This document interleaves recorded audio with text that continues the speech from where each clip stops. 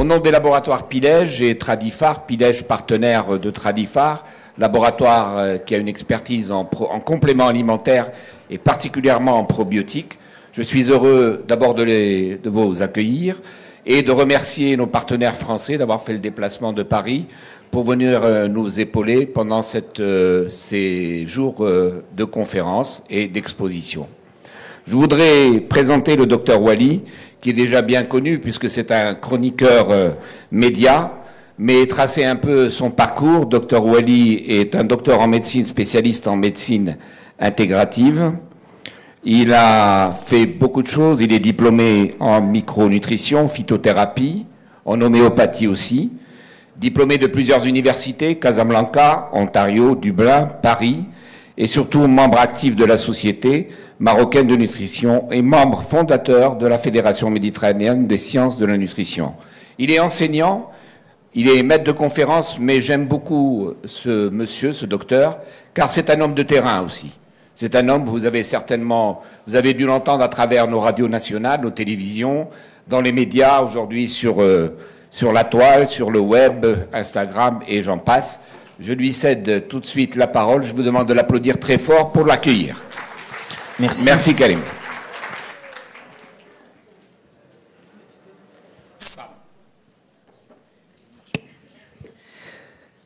Merci Monsieur Benoît. Et puis ravi d'être parmi vous et ravi de voir une salle aussi pleine. Il y a pas mal de têtes que je reconnais, hein, des amis, des consoeurs que j'ai eu dans les DU de micronutrition, que j'ai eu dans plusieurs conférences. Donc, c'est pas la peine de prendre des photos parce que, comme d'habitude, je partagerai ma présentation avec tout le monde. Toute personne qui m'envoie un mail, je lui donnerai ma présentation. Le code QR permet d'avoir accès directement à mes références et mes données. Vous l'aurez à la fin de la présentation. Il n'y a pas de conférence après. Je sais qu'il y a beaucoup de questions qui se posent, donc je suis disposé. Hein, j'ai pris mon temps pour répondre à toutes vos questions.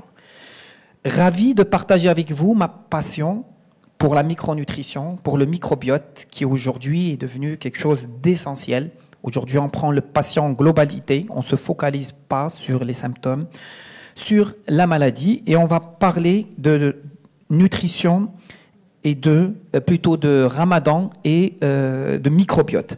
Mais avant d'arriver à cette belle étude que j'aimerais vous exposer sur l'impact du jeûne sur le microbiote, il faudrait qu'on fasse des petits rappels importants pour comprendre certaines choses. On va parler de l'intérêt santé du jeûne et puis j'aimerais bien vous faire montrer d'une manière simple qu'est-ce qui se passe dans votre corps quand vous jeûnez. C'est-à-dire on passe par 4 étapes essentielles. Comme ça, quand vous allez jeûner, vous allez comprendre à chaque phase de jeûne qu'est-ce qui se passe dans votre corps, comment votre corps réagit. Comme ça, vous prenez les bonnes décisions. On va définir un peu qu'est-ce qu'un microbiote intestinal, parce qu'on ne peut pas étudier l'impact du jeûne sans comprendre certaines choses, mais je vais surtout m'arrêter sur les acides gras à chaîne courte. Vous allez comprendre pourquoi. Dis-moi comment est ton microbiote et je te dirai si tu es en bonne santé ou pas. Et c'est la qualité de vos fibres qui fera la différence dans toutes les pathologies, que ce soit l'obésité, que ce soit les maladies métaboliques. Et on va comprendre aujourd'hui pourquoi, quand notre microbiote va mal, c'est la dysbiose. On va la définir. Pour finir avec l'impact du jeûne sur le microbiote. Et puis, il y aura une assez longue conclusion, parce qu'il ne suffit pas de conclure. Tout ce qu'on va voir aujourd'hui, on va voir quelles sont les recommandations pour les 1000 premiers jours. Vous allez comprendre pourquoi.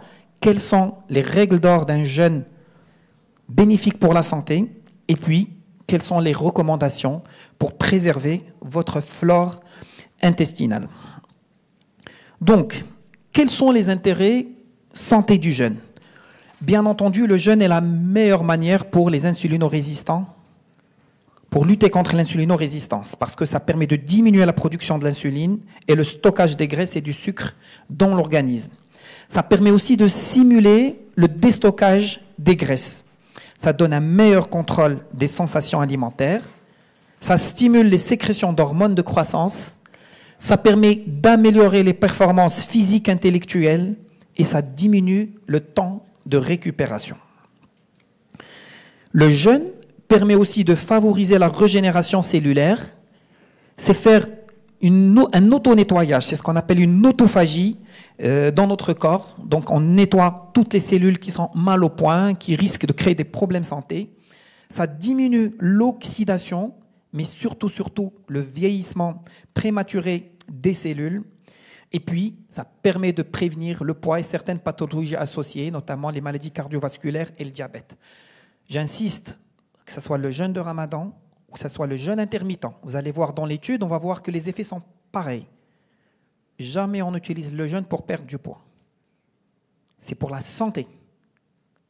Si on le fait pour perdre du poids, on créera des carences micronutritionnelles et je vais vous le démontrer aujourd'hui. Alors, qu'est-ce qui se passe dans votre corps quand vous jeûnez ? Eh bien, on va partager ça en 4 étapes. Les premiers jours, la première semaine, la deuxième semaine et la dernière quinzaine. Et vous allez comprendre qu'est-ce qui se passe. C'est magique, hein, c'est un don du ciel le jeûne.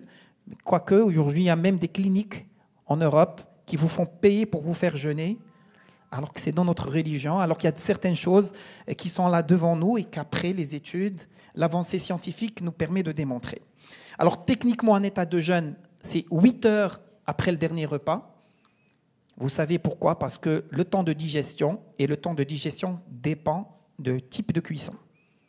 Frit, au four, 8 heures de digestion. Et donc, le même aliment a un temps de digestion différent en fonction de comment il est cuit. Un œuf, poché 1 heure, bouilli 2 heures, frit 6 heures. Pomme de terre, entre bouilli au four, frit, 2 heures, 4 heures, 6 heures. Lait, froid, 6 heures, chaud, 1 heure. Oui. Donc cette idée de rompre le jeûne avec un verre de lait froid, ce n'est pas une bonne idée. C'est pour ça qu'on le chauffe pour les enfants. Et donc, pareil pour tout ce qui est frit. Donc vous allez déduire aujourd'hui que je vais dire pas de friture au moment de la rupture du jeûne. Hein. Vous allez passer la nuit à essayer de digérer sans problème. Et donc, une fois que mes intestins ont fini de tout absorber, eh ben, le corps va se tourner vers le glucose stocké dans le foie et les muscles pour continuer à fournir de l'énergie. Et une fois les réserves épuisées de glucose, eh ben, la graisse, elle devient la prochaine source d'énergie dans l'organisme. Et c'est là la clé des bénéfices du jeûne. Ça, c'est les 2 premiers jours. Alors, c'est les plus difficiles parce que le corps doit s'adapter. Ça fait perdre un peu de poids parce que je passe à la graisse. Ça réduit le taux de cholestérol, ça diminue le risque du diabète, mais attention aux hypoglycémies, à la faiblesse et à la léthargie. Il y a des corps qui s'adaptent moins rapidement que d'autres et je peux me retrouver avec une faiblesse, une léthargie. C'est pour ça que les 2 premiers jours, on a des maux de tête, on a des détourdissements, on a de la nausée et puis on a même une mauvaise haleine. C'est dû à l'acidose. Le fait de faire d'énergie avec la graisse, c'est une réaction qui se passe en anaérobie, ça crée une acidose, une légère acidose physiologique. Et c'est en ce moment-là qu'on a le plus faim dans le jeûne et ça dure les 2 premiers jours. Donc, les 2 premiers jours, il ne faut pas se prendre pour un sportif de haut niveau. Il vaut mieux commencer le sport qu'à partir du 3e, 4e jour de Ramadan. Et moi, j'ai beaucoup peur de ces gens qui ne font rien toute l'année et qui se retrouvent le premier jour à Ramadan en train de mettre le casque et courir le marathon. Donc, première semaine, 3 à 7 jours, eh ben, le corps commence à s'habituer au jeûne. Les graisses se décomposent et se convertissent en sucre dans le sang. Et là, le plus grand problème de la première semaine, c'est quoi? C'est la déshydratation. Donc c'est cette semaine où il faut vraiment faire attention à ne pas se déshydrater et donc combler le déficit en eau durant les heures où on ne jeûne pas, c'est-à-dire boire le maximum entre les repas. Et bien sûr, le repas doit contenir des proportions raisonnables, surtout en énergie. Surtout, je parle de matières grasses et de sucre. Il faut avoir un régime équilibré, vous allez comprendre pourquoi. Parce qu'on crée des carences micronutritionnelles durant le ramadan. C'est magique parce que quand on utilise de la graisse pour faire de l'énergie, on crée des corps cétoniques qui sont coupe-faim. Le cerveau, ne sachant pas travailler avec la graisse, il va se rabattre sur le métabolite, sur les corps cétoniques pour fonctionner. Et quand un cerveau fonctionne avec les corps cétoniques, ça donne de la pêche, ça donne une concentration supplémentaire et ça nous permet d'accomplir nos tâches quotidiennes sans sentir qu'on jeûne. Et c'est ça qui est magique. Alors la 3e étape, c'est de 8 au 15e jour. Et là, il y a une amélioration de l'humeur à fur et à mesure que le corps s'adapte au jeûne. On rompt avec les trop de calories parce qu'on jeûne. Et donc on pousse le corps à accomplir d'autres tâches comme se réparer tout seul. Parce que durant l'année, on mange tellement que le corps n'a pas ce temps-là de faire une rétrospective et de s'auto-nettoyer. Et le jeûne permet au corps de détourner l'attention vers d'autres fonctions et il peut ainsi faciliter sa guérison, prévenir, combattre les infections, par exemple. Et puis, le plus magique dans le jeûne, c'est les 15 derniers jours. Et bien, c'est là que le corps s'est complètement adapté au jeûne. Et là, le corps, le côlon, le foie, les reins, je parle des émonctoires. Et les émonctoires, c'est ça, ce sont les organes qui nous nettoient le corps. Et bien, ils sont en pleine cure de détoxification et la fonction de l'organe devrait être rétablie à sa capacité maximale. Et donc, ce sont les 15 derniers jours du jeûne qui nous permettent de bien détoxiquer notre corps. Et donc, vu qu'on va parler de microbiote aujourd'hui, eh ben, on va faire une petite revue. Bien sûr que les données ont explosé ces 2 dernières années. On a même assisté à des congrès, et je salue par cette voie le laboratoire Pilège, qui ont un excellent congrès qui se passe chaque 2 ans, que sur le microbiote. Vraiment très intéressant. Et donc, le microbiote, c'est cette nouvelle appellation tendance. Ce qu'il faut savoir, c'est qu'on a 100 000 milliards de bactéries dans l'intestin. 10 puissance 14, c'est 10 fois plus de bactéries que nos cellules. Et donc finalement, l'être humain est à 90% bactérien. Et on peut se dire qui vit dans l'autre, qui a besoin de l'autre. Est-ce que c'est eux qui nous utilisent ou bien le contraire? Parce que finalement, on est à 90% bactérien.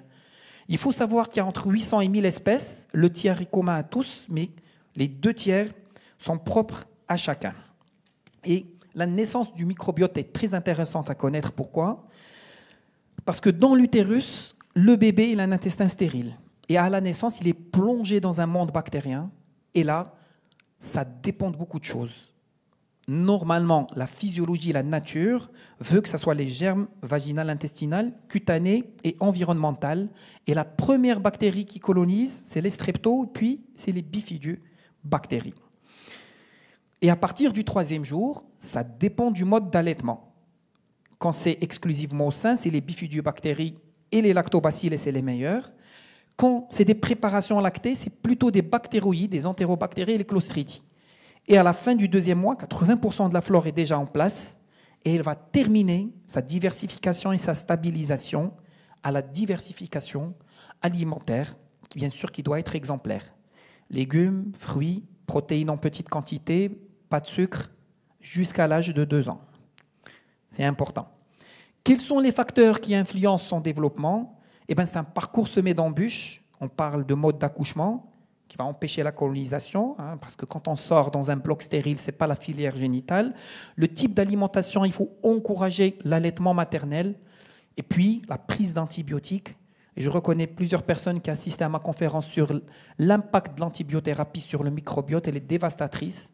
Obésité, cancer, Mickey. Il faut toujours protéger l'intestin d'un enfant avant 3 ans quand il prend des antibiotiques. C'est criminel de ne pas le faire parce que les conséquences sont très graves. C'est pour ça qu'on parle de ces 1000 premiers jours de la vie qui sont capitales pour le devenir de l'enfant.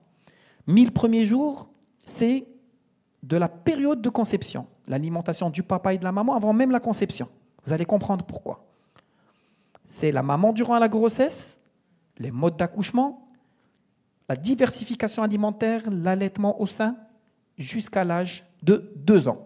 Parce que là, durant les 3 premières années, on va fixer le microbiote, on va faire un bon microbiote et on va donner des bonnes armes pour cet enfant. Et on sait très très bien que 80% de l'immunité se trouve dans nos intestins. Et on a fait une belle conférence avec notre partenaire Tradifar à Rabat sur le microbiote et l'immunité pour comprendre l'intérêt entre les deux. Et c'est un dialogue bidirectionnel. C'est-à-dire l'un a besoin de l'autre. L'immunité a besoin du microbiote et le microbiote a besoin de l'immunité. Et c'est pour ça qu'il y a eu un manifeste qui a été fait entre tous les partenaires de la santé dans le monde qui insiste sur ces 1000 premiers jours. Et dans la conclusion, on va revenir à ces directives. Alors, j'aimerais vous parler parce que vous allez me dire « Ah, les dés sont joués, moi je suis adulte. Ce qui a été fait, mes parents ne savaient pas. » Mais non, on peut changer les choses. Vous savez qu'on a 99,9% des gènes sont pareils. mais il y en a 0,1% qui ne le sont pas. Et ce 0,1% est capital. C'est ce que j'appelle l'épigénétique. Ça veut dire quoi? Je ne vais pas changer ce qui a été modifié génétiquement. Mais certains nutriments, l'environnement dont je vis, va changer l'expression du gène. Par exemple, je suis prédisposé à avoir du diabète parce que ma famille est diabétique. Donc moi, je ne tolère pas le sucre. Un ami, il ne l'est pas. Il peut manger tout le sucre qu'il veut, il ne va pas être diabétique. Alors l'épigénétique permet de freiner l'expression du gène de prédisposition au diabète. C'est magique. C'est une diapositive que je viens d'ajouter hier parce que j'ai découvert un article intéressant. Je me suis dit, il faut que je vous parle de ça. Et c'est ce que j'appelle l'épigénétique. C'est cette faculté de prendre des nutriments qui vont traverser des fois dès l'estomac, parfois à l'assimilation intestinale. Et ça, ce n'est pas les macronutriments, ce n'est pas les protéines, glucides, lipides avec lesquels on fait de l'énergie. C'est les micronutriments, les vitamines, les minéraux, les acides gras, chaînes courtes, etc. Et qui vont rentrer à l'intérieur de la cellule, qui vont agir au niveau de l'ADN. Et comme un interrupteur, ils vont freiner son expression. Et je joue sur l'expression des gènes. Et l'épigénétique, c'est extraordinaire parce que le comportement alimentaire d'un individu peut entraîner des modifications épigénétiques qui seront conservées en copie dans nos gènes et qui peuvent être transmis à nos enfants. Alors je vais te dire un exemple très simple de l'humanité. Durant la guerre mondiale de 1944, en Hollande, il y avait une grande famine.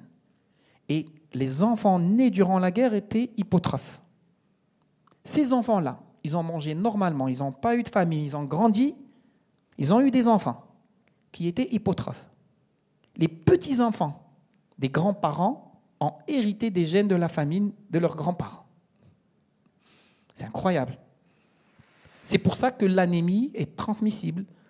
Une maman qui est anémique, qui donne naissance à une fille, sera anémique. Et cette fille, quand elle va grandir, a de grandes chances que sa fille soit anémique. C'est important. Mais ce qui est magique, c'est que la bonne nutrition, l'épigénétique peut modifier ça.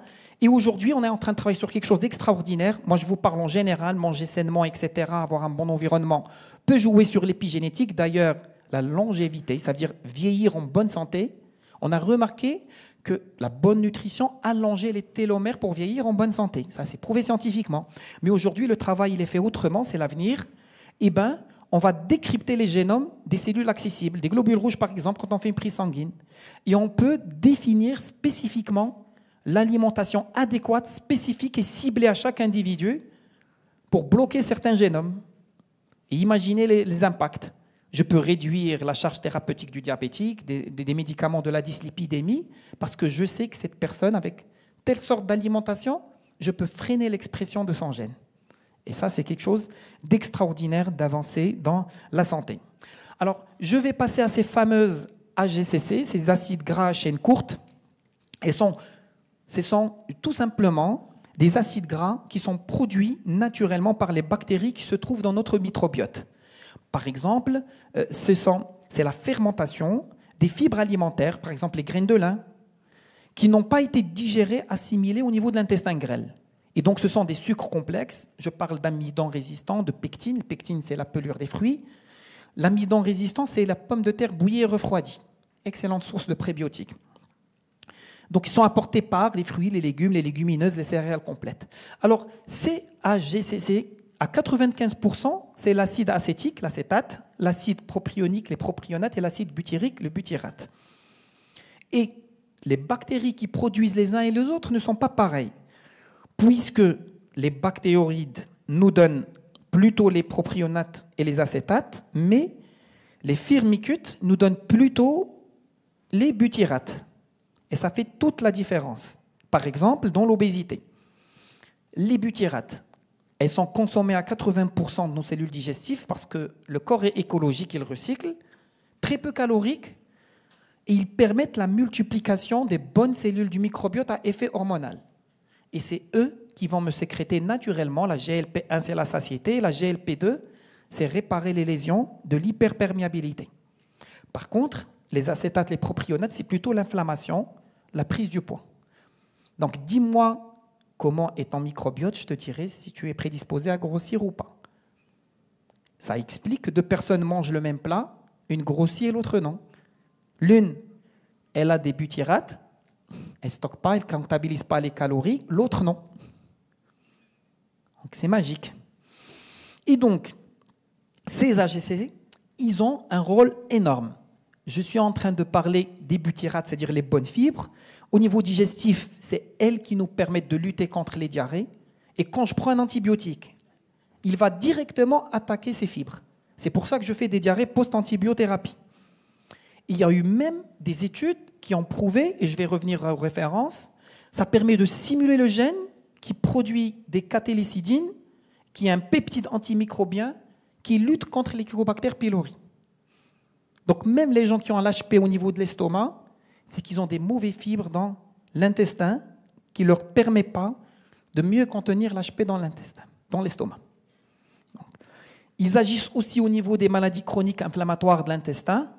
Et donc, il y a eu des études qui ont montré que des lavants à base de butyrate soulagent les personnes souffrant de syndrome de l'intestin irritable et que ça marche même pour les colites des nourrissons. Et puis, très bonne indication pour la protection contre le cancer colorectal parce que les butyrates permettent d'améliorer la motilité du côlon, ils exercent un effet anti-inflammatoire et ils favorisent l'apoptose et luttent contre l'acidité de l'intestin. Donc voilà des fibres toutes simples qui viennent si on consomme les bons aliments, mais qui ont un impact santé extraordinaire. Entre autres, ils vont nous aider de lutter contre l'obésité et le diabète. Et vous connaissez cette bactérie, l'Archementia municiphala. C'est la bactérie des minces. 2 souris axéniques sans flore, greffe de flore d'un obèse, greffe de flore d'un mince. Même régime alimentaire. La souris qui a pris la greffe du flore va grossir et du mince va mincir. J'inverse les greffes fécales. La souris obèse, je vais lui donner la flore du mince et vice-versa. Même régime alimentaire, la souris obèse mincit. Quand je fais les profils microbiens, je vais trouver que le profil du mince, il a l'Archementia municiphala. Ça explique qu'il y a des gens minces qui mangent tout ce qu'ils veulent mais qui ne grossissent pas. Par exemple, contre les maladies allergiques et inflammatoires, il y a eu tellement d'études sur la dermatite atopique, sur l'eczéma, sur l'asthme, avec le butyrax. Même dans certaines maladies génétiques, parce que c'est prometteur dans le traitement de la drépanocytose, et aux États-Unis, il est même indiqué, il a même l'AMM, contre les maladies de goutte, les cycles de l'urée, le butyrax. Donc voilà pour ces AGCC avec une très large bibliographie que vous pourrez voir à tête reposée quand je vais vous envoyer la référence. Alors, quand notre microbiote en péril, qu'est-ce qui se passe? C'est plusieurs choses qui arrivent. Ça peut être dû à un stress, une alimentation déséquilibrée, une prise d'antibiotiques, d'anti-inflammatoires, le mode d'accouchement, même la vaccination, elle est mise en cause par certains chercheurs. Et dis-moi comment est ta flore, je te dirai quels sont les risques pour ta santé. Pourquoi? On a vu le tableau, on a les bonnes bactéries. Quel est l'autre versant? Eh bien, quand j'ai les mauvaises bactéries, je vais dire juste le SIBO, la nouvelle maladie de l'intestin, où on a une pullulation de mauvaises bactéries dans l'intestin, syndrome de l'intestin irritable, etc. Qu'est-ce qui se passe? Les mauvaises bactéries en fin de vie vont libérer ce qu'on appelle les lipopolysaccharides. Et eux, ils vont créer une hyperperméabilité. Et ils vont passer de l'autre côté de la barrière. Ils vont créer de l'inflammation chronique sur la durée. Et l'inflammation détourne le tryptophane, je déprime, baisse mon seuil de tolérance, je développe des maladies auto-immunes, et toutes les pathologies du monde peuvent apparaître. Et l'inflammation et l'hyperperméabilité est le cœur de nerf de toutes les pathologies chroniques. Et bien sûr, là, on va arriver à l'impact du jeûne sur le microbiote. Ça, c'est une étude qui a été publiée en Turquie. Et qu'est-ce qu'elle a démontré? Il y a un enrichissement à la fin du ramadan en bonnes bactéries, surtout des groupes des bactérioïdes fragilis et dont l'Archementia municiphala, la fameuse bactérie de la minceur, et dont l'abondance est réduite en cas d'obésité. Cette étude a démontré une réduction du taux de cholestérol et de la glycémie à jeun avec le jeûne, bien fait, bien entendu.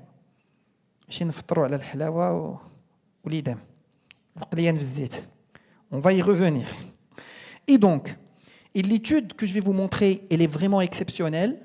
Et en fait, le but, c'est la modification de la composition du microbiote intestinal après un jeûne intermittent et après le ramadan. Et pour voir la comparaison entre les deux. Et donc, comment on a fait? On a analysé le microbiote intestinal pour en déterminer sa diversité, sa composante et l'abondance taxonomique. Et ça, c'est une étude qui a été publiée en 2021. Elle est assez récente et vous allez voir. Donc, la première partie, ça concerne que le jeûne intermittent. Vous savez, le jeûne intermittent, il y a deux. Il y a le fasting et il y a le 8-16. Le fasting, c'est le 2-5. Je jeûne 2 jours par semaine. C'est le fameux Siyam Dialna al-Ajr. Et deuxième méthode, c'est le 8-16. C'est-à-dire, je concentre mon alimentation sur une plage horaire de 8 heures et je jeûne 16 heures, mais pas pour les liquides. Donc, je déjeune à midi, collation à 16 heures et je dîne à 20 heures. Et bien entendu, 15 jours de jeûne intermittent, j'ai analysé mon microbiote le jour 0, à la fin du jeûne et 15 jours après le jeûne. Alors, ce que je peux dire, et je vais revenir, on ne va pas rentrer dans les détails, mais je remarque une amélioration du microbiote. Ça, c'est avant, c'est en rouge, et ça, c'est le vert, c'est après. Et donc, il y a une amélioration manifeste du microbiote, une légère perte de poids, une légère, donc moi j'ai expliqué, on ne fait pas le jeûne intermittent pour maigrir, on le fait pour être en bonne santé. Donc ça, c'est important à retenir. Et puis, qu'est-ce qu'on a fait? On a fait une autre étude où on a pris des jeûneurs, un mois de jeûne. On a pris 2 groupes, un groupe qui ne jeûnait pas et un groupe qui faisait ramadan. Et on a analysé à 3 reprises. Avant le ramadan, à la fin du ramadan et 1 mois après le ramadan. Bien entendu aussi, ce qui est intéressant, c'est de comprendre quoi? Le rouge, c'est avant. En jeûnant, j'ai amélioré mon microbiote.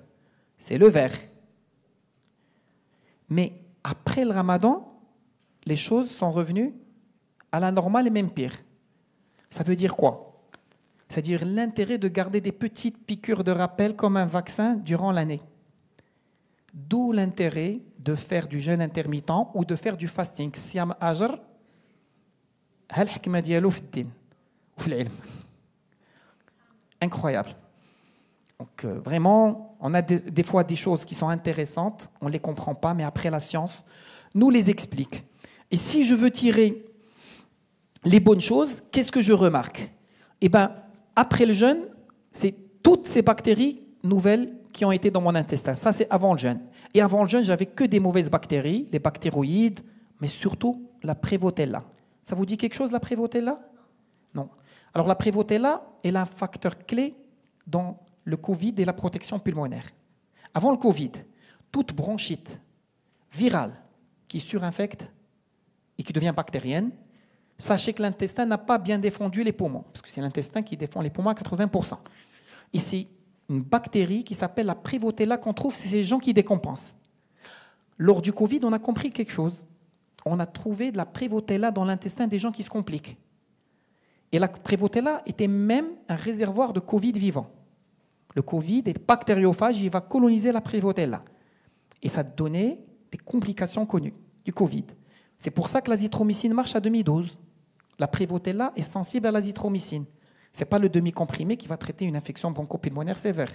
Mais ça réduit la charge de la Prévotella, bactérie pathogène, qui ne laisse pas les poumons. Donc quand je réduis la population de la Prévotella, je donne plus les chances à mes poumons, à mes intestins de défendre mes poumons. Et à la place, eh ben, j'ai les fameuses bonnes bactéries, et surtout les Faecalibacterium, qui vont me sécréter les fameuses butyrates. Bon, c'est un peu complexe, mais dans ce schéma, ils ont analysé plusieurs facteurs de bactéries avec le jeûne, et les points bleus, là où ça s'améliore, ça va du bleu au rouge. Et le bleu, là, ça s'améliore, et je vois très très bien qu'il y a du bleu partout. Ça veut dire que je suis en train de nettoyer mon intestin, je suis en train de faire émerger une source de bactéries anti-inflammatoires qui va m'aider à lutter contre l'inflammation, l'infection et les autres pathologies. Pareil, ça c'était les groupes du jeûne intermittent. Ça c'est le groupe des jeûneurs. Et bien pareil, regardez, on a une nouvelle famille qui naît là, et ce sont les fameuses lacnospiracées qui sécrètent la fameuse AGCC, c'est-à-dire les fameux acides gras chaîne courte, les butyrax, qui sont très bénéfiques pour la santé. Et donc, pareil, le jeûne du Ramadan, il a un effet semblable au jeûne intermittent et il permet d'assainir le côlon, mais surtout, de nous donner les bonnes bactéries anti-inflammatoires. Et on sait que l'inflammation est la guerre de nerfs de toutes les pathologies. Donc, qu'est-ce qu'il faut retenir de cette étude? Tout simplement que le jeûne intermittent remodèle le microbiome intestinal. Et il est très intéressant de noter que la communauté microbienne intestinale a montré une tendance significative de retour aux conditions de base après l'arrêt du jeûne. Et ça, c'est ce qu'on voit dans ce schéma. Les T3, c'est 1 mois après le jeûne, et on voit très très bien que j'ai amélioré, là c'est le départ, et là c'est revenu à la norme. Et je redis, donc jeûner les lundis et les jeudis, au fait du jeûne intermittent après le Ramadan, ça vous fera beaucoup de bien. Et la deuxième chose, le jeûne intermittent augmente les lacnospiracées qui sont productrices d'acide butyrique. Et l'acide butyrique, c'est bien fait sur la santé, sont très nombreuses.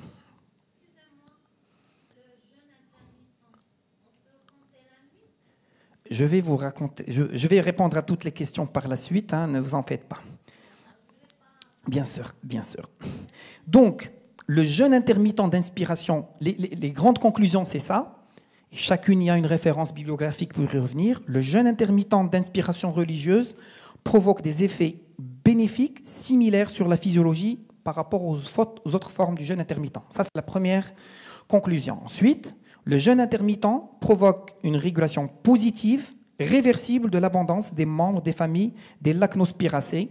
Et cette régulation positive a été corrélée aux effets physiologiques bénéfiques du jeûne intermittent. Ces fameuses lactospiracées, c'est la principale source des butyrax. Et les butyrax, c'est les bienfaits métaboliques via le circuit et la communication intestin-cerveau. Et donc, une concentration élevée de ces fameuses bactéries, elle donne une incidence réduite du cancer, une amélioration des maladies inflammatoires de l'intestin, une meilleure santé mentale, ça réduit l'atopie et ça donne une meilleure forme cardio-respiratoire. Voilà. Moi, je trouve ça très intéressant et magique en même temps. Et voilà la bibliographie de toutes ces conclusions. Moi, je vous ai fait un substrasum de ces conclusions. Donc, pour conclure, comment tirer le maximum et le meilleur du jeûne? Moi, je pense que c'est pour ça que vous êtes tous ici, n'est-ce pas? Donc, je commence d'abord par ça. Les manifestes d'Émile, c'est quoi? Il faut changer la manière d'approche.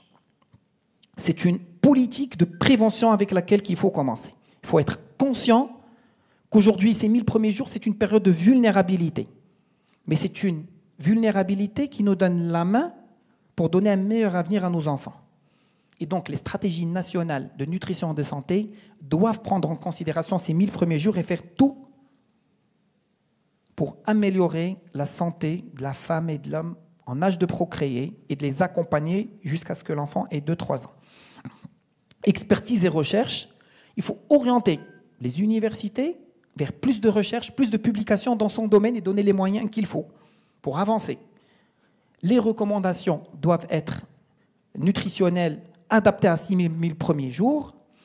La prévention des grands publics, très importante, à travers le 4.0, parce qu'aujourd'hui, ma mère a un compte Instagram et Facebook qui a 75 ans, donc tout le monde passe par ces canaux aujourd'hui. Et donc aujourd'hui, il faut utiliser ces canaux dans le bon sens. Il ne faut pas laisser cette chaise vide et laisser des charlatans dire n'importe quoi. Donc il faut passer par ces canaux pour sensibiliser le grand public. Et puis, je vais m'arrêter là, et les gens ils vont me haïr.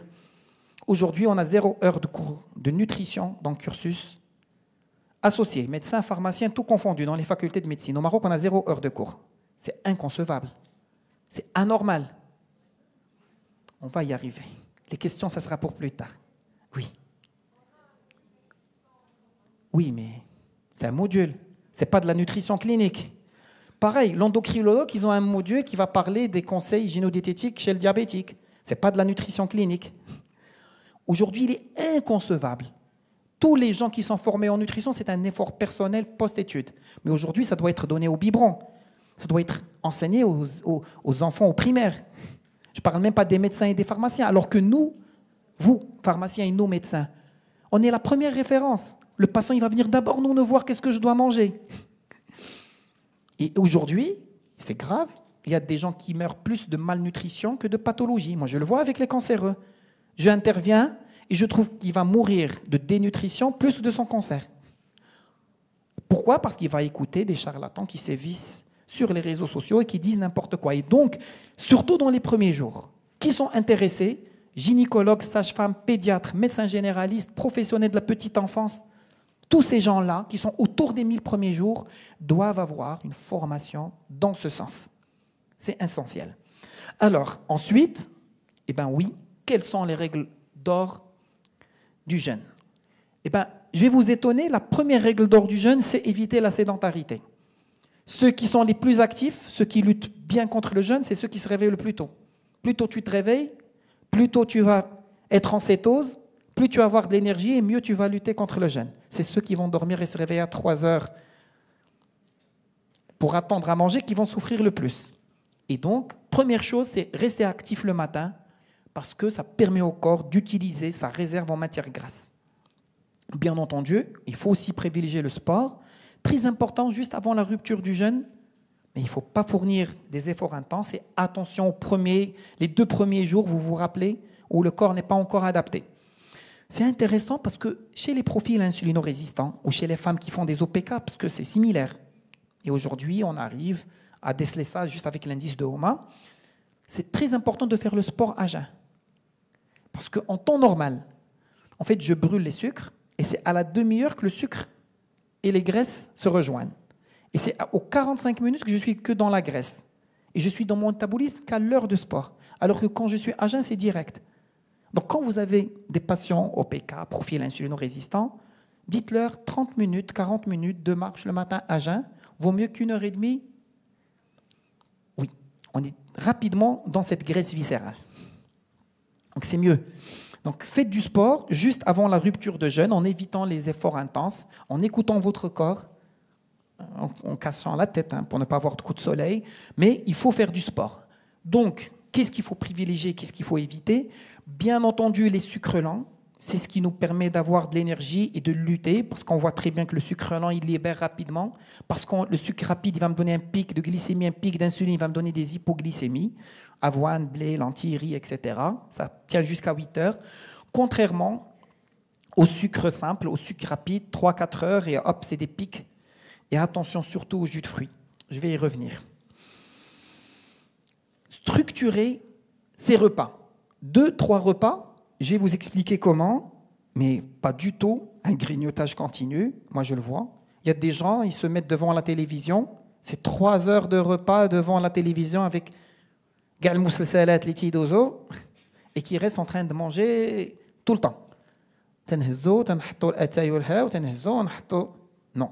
Il faut structurer un petit déjeuner très tôt, un déjeuner à la rupture de jeûne et un dîner dans la nuit, où on peut passer à une technique à 2. Je vais expliquer ça. Mais il faut restructurer, il faut garder son rythme d'alimentation, c'est important. D'ailleurs, il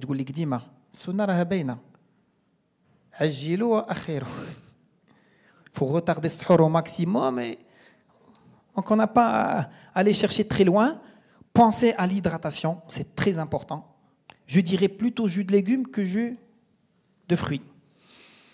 On oublie, l'alimentation, ce n'est pas forcément l'eau, ça peut être un café, un jus de légumes, du lait, de l'eau, une soupe. Tout ça apporte de l'hydratation. Pourquoi pas jus de fruits? Vous savez, c'est un concentré de fructose. Aujourd'hui, on voit des cirrhoses non alcooliques chez des gamins de 13-14 ans. Moi, je les vois au cabinet. C'est terrible. Oui, le fructose, le corps ne sait pas comment le faire. Les gens de la préhistoire, c'est-à-dire nos ancêtres, ils n'avaient pas de presse-agrumes. Ils cueillaient, ils mangeaient. Donc, quand on mange une orange, ce sont des fibres qui vont ralentir l'assimilation du fructose, etc. Mais quand je prends un jus d'orange, c'est 3 fois plus de fructose sans fibres. C'est un bolus de fructose fructose, ce n'est pas l'insuline, ce n'est pas le glucose, c'est le foie qui se charge de le métaboliser. À force de surcharger le foie, ça devient la stéatose non alcoolique. Donc cette idée d'avoir un jus d'orange le matin au petit déjeuner, ce n'est pas du tout équilibré, parce que la chaleur détruit la vitamine C et que c'est qu'un concentré de fructose. Plutôt prendre un fruit en entier. Des jus de légumes, on peut. Il n'y a pas de problème, épinards, concombres, avec du gingembre, etc. Et donc, équilibrer, je vais vous expliquer pourquoi, et prendre chaque groupe de chaque. Et un plat équilibré, c'est la moitié légumes, le quart féculent et le quart protéines. Et surtout, les modes de cuisson saines. Je vais y revenir. Friture et dorure au four. Alors là, on sait, le fromage idoub, c'est une catastrophe. Ça s'appelle un effet Maillard. Et l'effet Maillard, il va puiser tout votre pouvoir antioxydant. Tout. Parce que c'est des réactions chimiques qui créent les 3-4 benzopyrènes, et quand ça rentre dans le corps, il faut que je détoxique. Et au lieu que mon pouvoir antioxydant se dirige pour lutter contre le cancer, l'athérosclérose, etc., je vais le perdre en train de lutter contre un fromage que j'ai fait fondre au four. D'ailleurs, les Marocains, c'est la seule race au monde qui font fondre le fromage au four. Les Italiens, ils te posent le parmesan à table. Nous, on apprend les choses. Alors, pourquoi c'est important de préserver cette structure? Ça, c'est une belle étude qui a été faite sur l'apport micronutritionnel avant et après le jeûne. Regardez, avant le ramadan et 3 semaines. Et regardez, pratiquement, tous les vitamines ont baissé. S'ils n'ont pas baissé, c'est qu'ils sont restés stables. Et regardez, tout, le sodium, le sélénium, le potassium, le phosphore, le magnésium, le fer, le cuivre, le calcium, la vitamine B12 et la vitamine B1. Les carences micronutritionnelles sont énormes durant le ramadan. Il faut faire attention, forcément, si le soir on mange que des farineux et du sucre, pas d'apport micronutritionnel. C'est pour ça qu'il faut garder son déjeuner, son repas, il faut le garder le soir. Protéines, légumes, salades. Et donc, comment on va faire tout ça? Tout simplement, hydratation, augmenter la glycémie. Kazdlma, otmerat, c'est les sucres les plus rapidement mobilisables. Oui, mes confrères algériens et tunisiens, ils ne vont pas m'aimer, mais attention, les dattes ne se valent pas. Il y a des dattes qui contiennent du fructose, bas index glycémique, très grand pouvoir sucrant, et il y a des dattes qui contiennent de saccharose, c'est glucose plus fructose. Au Maroc, toutes les dattes ne contiennent pas de saccharose, sauf une variété, Bouskri. C'est la seule qui contient du saccharose. Donc au Maroc, prenez toutes les dattes sauf Bouskri. Par contre, les dattes tunisiennes et algériennes, de la Nord, c'est 50% saccharose. Donc, achetez local, sauf Bouskri, Boustami, Boito, Btadamet, El Mjhoul, tout ça, c'est que du fructose, il n'y a pas de glucose dedans. Et donc, le premier repas, c'est un repas de rupture de jeûne. Pourquoi? Mon estomac n'a pas mangé toute la journée, je ne peux pas venir et le bourrer de choses difficilement... Non, je rends le jeûne.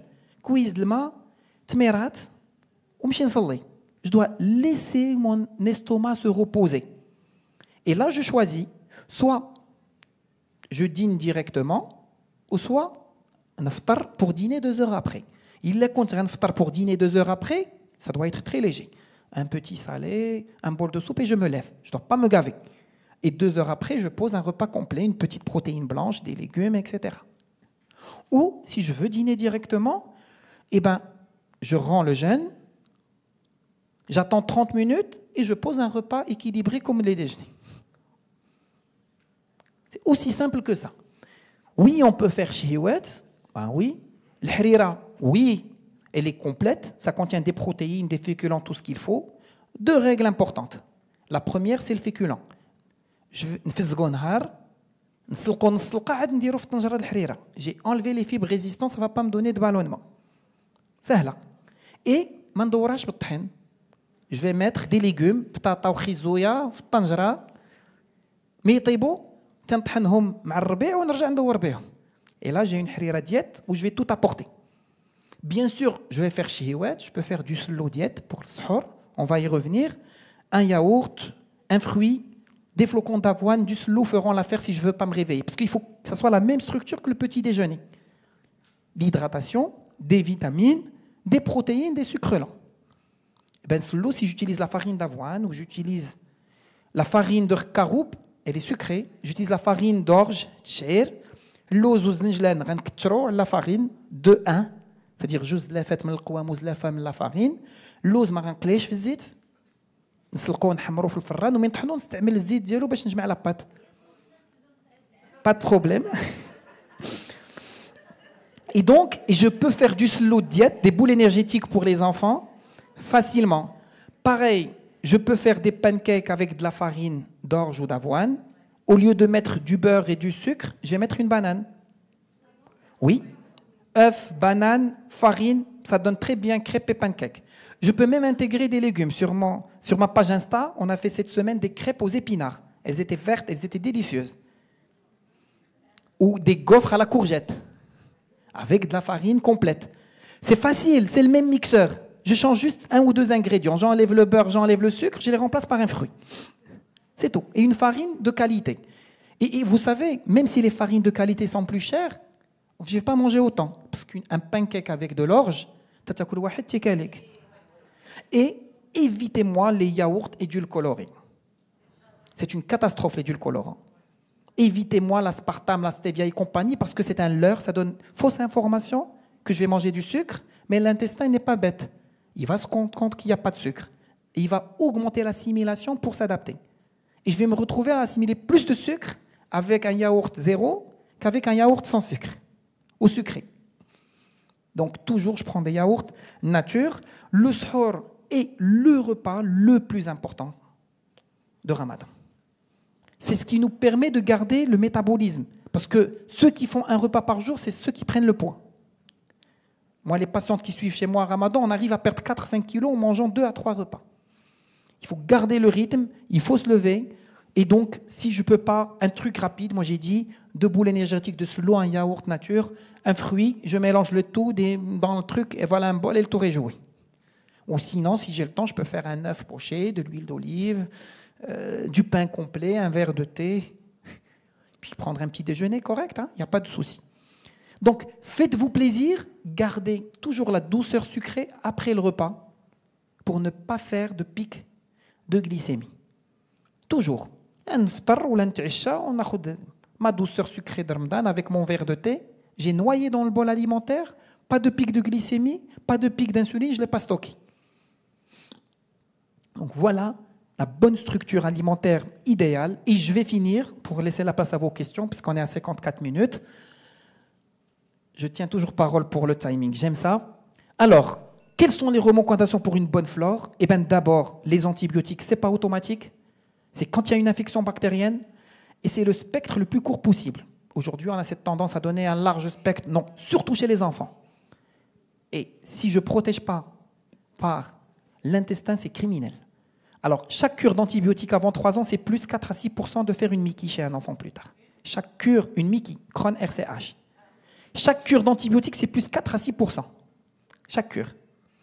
Donc, protéger l'antibiotique, ça sauve des vies, parce que les taux de mortalité par infection ont drôlement chuté avec l'avènement des antibiotiques, mais ce n'est pas automatique, c'est quand il y a une indication en protégeant l'intestin, surtout chez les enfants. Attention avec les produits ménagers. Le Covid est passé, on a toujours le flacon antiseptique. Ça, c'est pour les professionnels de la santé. Ce n'est pas pour vos enfants, ce n'est pas à la maison. À force de trop stériliser, ce n'est pas du tout bon pour vos bonnes bactéries. Surtout les produits antibactériens.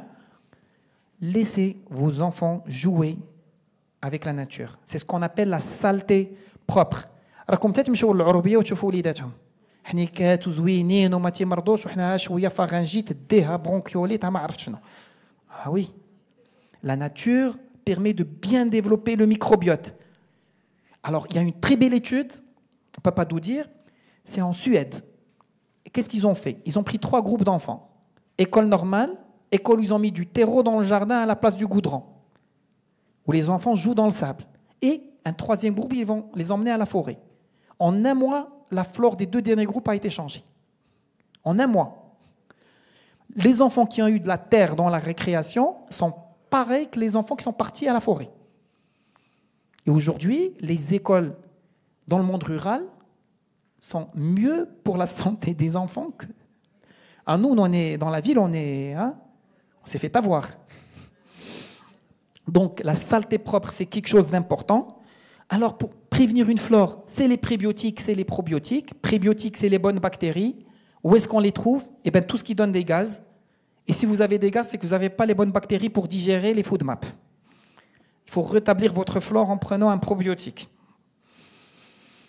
Et donc, prenez des prébiotiques parce que ce sont eux qui vont nous permettre d'avoir les bonnes bactéries pour avoir les butyrates. Prenez les probiotiques, généralement tout ce qui est fermenté, le kéfir, les... Ah oui, moi j'aime bien ça, on ne fait plus. Meilleure manière de prendre des probiotiques, flifla, champignons, réseau,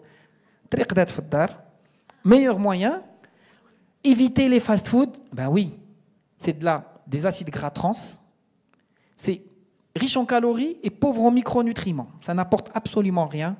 Et puis, pour finir, n'abusez pas des anti-inflammatoires, des antibiotiques. Les anti-inflammatoires augmentent la perméabilité intestinale. Donc, je suis en train de lutter contre une inflammation quelque part en créant une inflammation dans mon intestin et c'est terrible.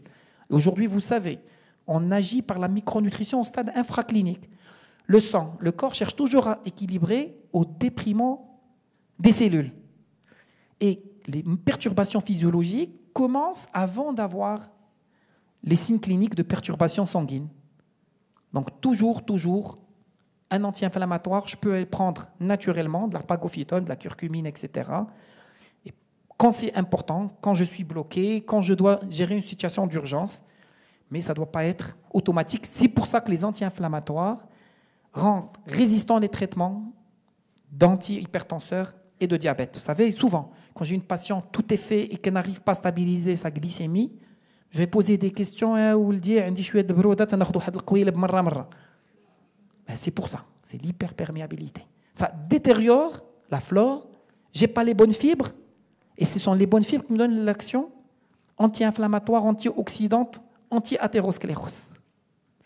C'est pareil pour le diabète, pour toutes les maladies métaboliques.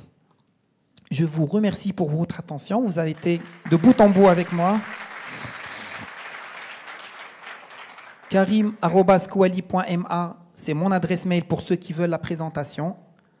Et puis, vu qu'il n'y a pas d'autres conférences après, je prendrai un petit moment pour répondre à toutes vos questions. Ça sera avec plaisir.